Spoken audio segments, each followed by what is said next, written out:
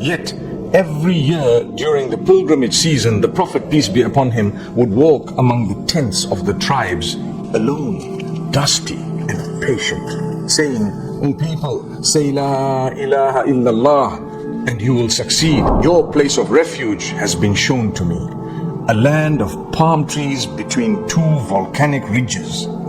That land was Madinah. My beloved brothers and sisters, after years of hardship in Makkah, years of patience, wounds, loss and struggle, the message of Islam now begins to move in a new direction. For every night of grief, Allah places a dawn. And after every trial, He opens a door that no one expected. Far from Makkah, in a city of palms and open sky, there were hearts quietly waiting. Hearts unburdened by pride. Hearts that recognized truth the moment they heard it. Hearts prepared by Allah long before they ever heard the name Muhammad, peace be upon him. This is the beginning of Madinah. Not the city of power, not the city of victory, not yet, but the city of faith. So come with me to the gathering beneath the night sky, where sincere hearts said, "We believe, we will stand with you, we will protect you, we will love you."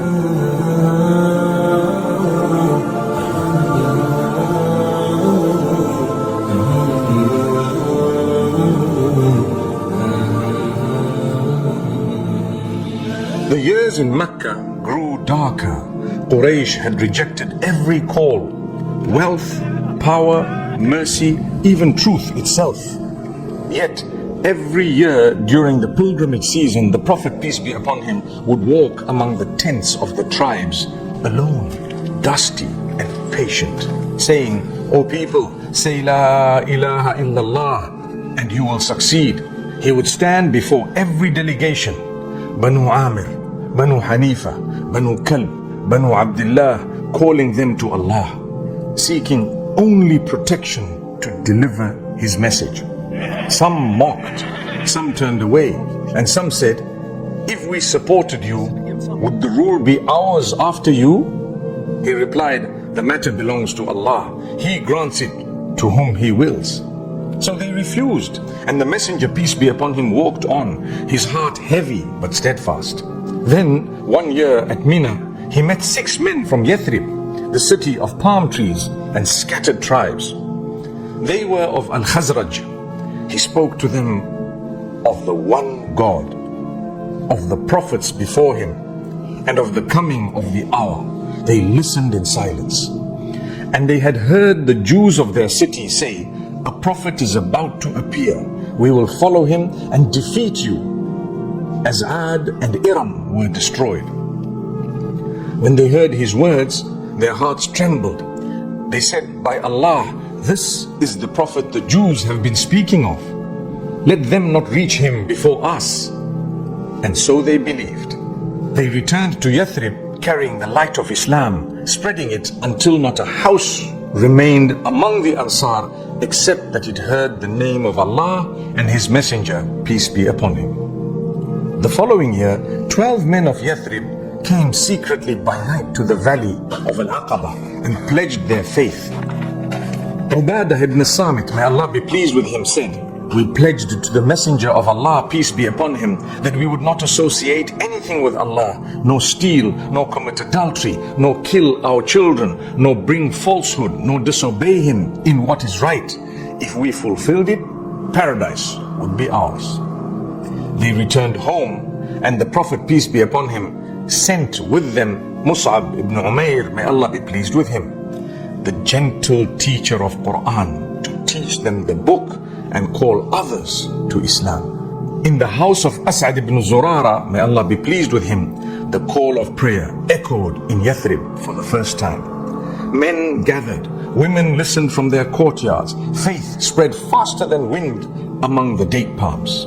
Mus'ab ibn Umair, may Allah be pleased with him, led the first Jum'ah prayer ever held. 40 believers gathered in Yathrib.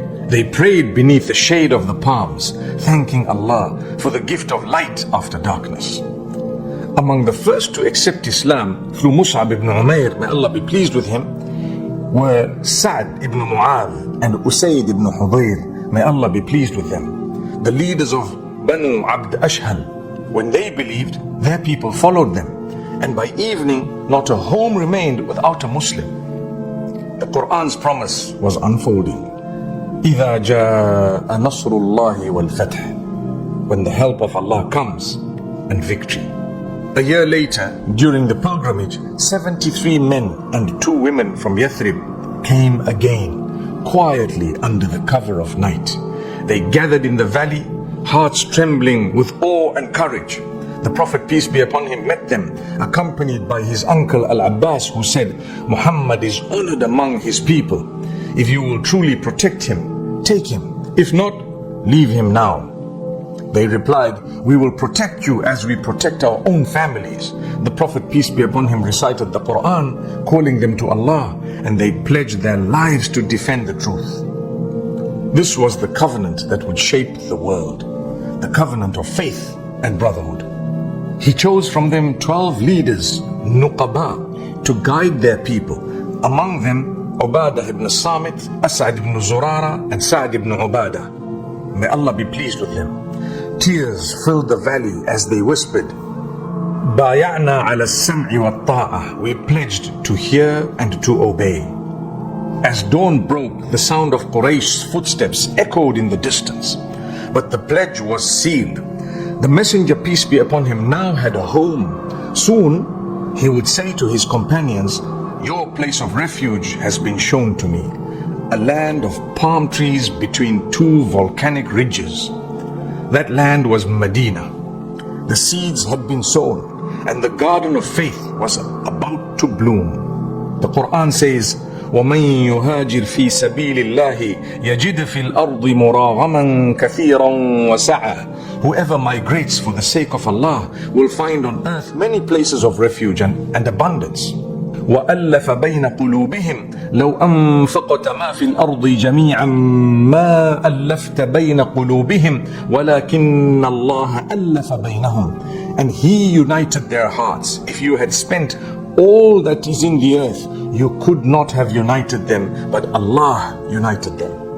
لِيَغْفِرَ لَكَ اللَّهُ مَا تَقَدَّمَ مِنْ ذَنْبِكَ وَمَا تَأَخَّرَ وَيُتِمَّ نِعْمَتَهُ عَلَيْكَ وَيَهْدِيَكَ صِرَاطًا مُسْتَقِيمًا. That Allah may forgive you what preceded of your faults and what will follow, and complete His favor upon you and guide you to a straight path.